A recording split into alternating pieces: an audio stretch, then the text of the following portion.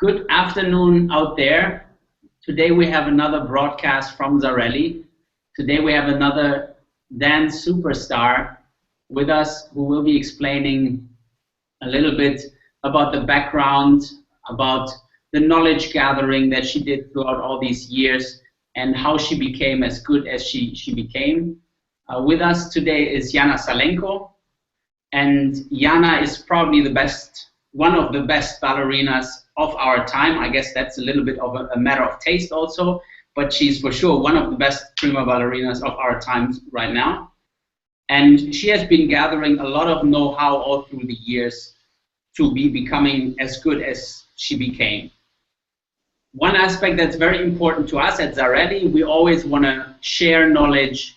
We want to give people opportunity. So if there is girls out there that are very ambitious, that want to go far in their life, and they want to gather as much know-how as they can from great dancers out there, we want to give these people opportunities. And there, Iana is very much on board with us, because Iana also herself, she always told us she wishes to share knowledge. She wants to give opportunities to young dancers that are upcoming, and also she wanted to help people in poorer areas of the world. And I think the internet gives a great opportunity to share this know-how nowadays, also in areas that in previous years you couldn't really get to this know-how. So thank you so much, Iana. You're welcome. And Iana, well, I appreciate everything about Iana. Iana is a phenomenal dancer, and we're going to take the young dancers out there step by step through all these qualities. For us, I think for every dancer, Iana is one of those complete dancers. So there's no weak part to her. And so we want to explore now step by step all these qualities and the thought process behind and how she became as good as she became. And today we want to start with stretching. So how did Iana Salenko become as flexible as she did? Maybe, Iana, you can start explaining a little bit the stretches that you did when growing up, and maybe also share with the audience how many hours a day you would stretch and all these kind of things. Actually, I was starting with gymnastic, and I was 7. So I really hard work to become flexible, and gymnastic is always over like stretched. But then I was stopped with gymnastic, and after 1 2 years, it's gone. And then I fell in love with ballet, and it's completely different work, and different stretching. And with the years, I started to learn how to stretch. Nice. Yes. So I know basic about flexibility, like so flexible. And I'm advised because of ballet, you need to really good warm up your hip because of like for the future. Gymnastic, because of gymnastic like sports dancers, like say they are not so short career. They have like till 20 years. But ballet dancer, they can dance till 50. If you start healthy, warm up the hip, warm up joint, and then you start slowly stretching, then you become flexibility higher and higher. Mm-hmm.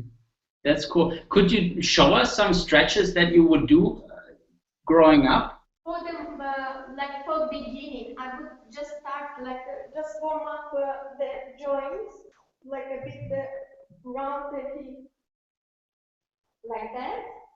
Then you stretch the more possible to yourself. Then you push the hip more in this way. Then you stretch like that. Mm-hmm. So this is you get to warm the hip. Mm-hmm. So when you get the warm, then you start to open the leg, and then you start the length, and stretch more out turn, that you have a open the leg, and then you build your muscle. Mm-hmm.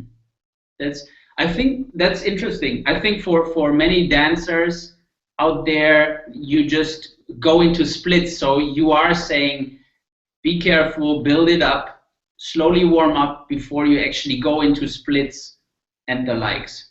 That's, I, Yes, you build like every day, you get a bit more and more flexibility. And if you take care about your hip, about your flexible, then you will see result. Like every day, you will see how easy it will be sit on the split okay. any part. So best you just start simple warm up, Mm-hmm. then you do legs like that, like that. Mm-hmm. More attention you push like this way, it's more stretched. Mm-hmm. Cool. Yeah, I think, and that's another one I think that's important to know for those that are not immediately flexible. You said something that's actually quite interesting to me. You said, okay, go patience step by step by step. So I think that's very important. And for those impatient ones, that's even more important because otherwise they probably pull something. Yeah, So, be careful. Don't try at home. Don't try, don't sit. And you can do higher, like you put it some under feet, higher position, then you put it higher, higher, and then you sit on the chair, and then you like stretching. mm-hmm. But it's I think it's our level if you want to really get to flexibility. But I think if you flexibility, it's easy to get, but to hold the legs, it's different. So I think it's more important to build the muscle to hold the leg, to be careful with your hip, because so easy. I had a problems too. I had an injury with my hip because I was losing my joint. So it must be take care about how to build muscle. Mm-hmm. Great. So you're saying there needs to be a balance. I think that's very good advice. Now, so there is stretching like this that made you a very spectacular dancer, very complete dancer. You can turn, you can jump, but you can do everything also with high legs, split jumps. So this is very interesting, I think. Another one I think that's very important is you are having to recover all the time. You have an amazing load of performances because you're performing with two of the best companies in the world, which is Berlin and the Royal Opera in London. So that's a lot of strain on your body. Not only do you have to perform more than most classical ballet dancers, but you also have to recover because you're traveling in between back and forth. So I think what would be interesting also to know, how do you cope with that, which is a lot? What kind of stretches do you do for recovery? Normally after performance, your body like very tight and very tired. So important the same, good warm up with breathing and more stretchable like this stuff, like going and you stretch big muscles, stretching this way, you stretch this muscle.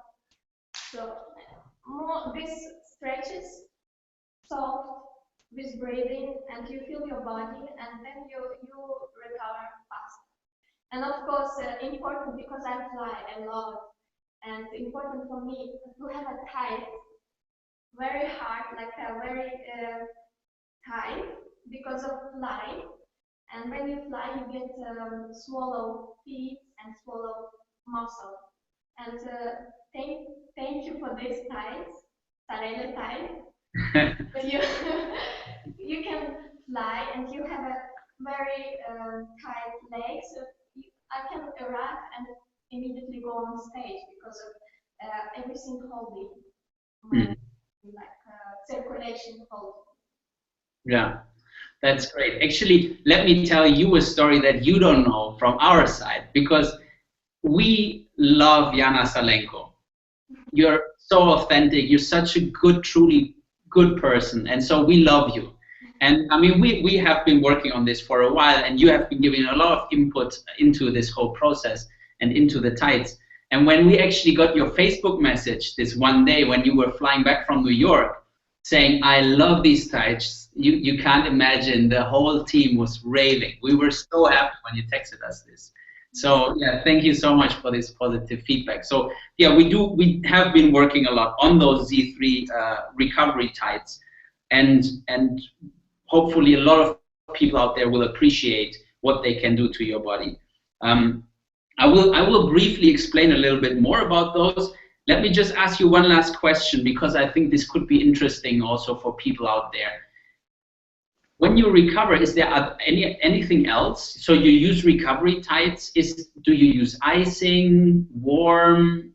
What other ingredients are to be used to recover faster? I love bath.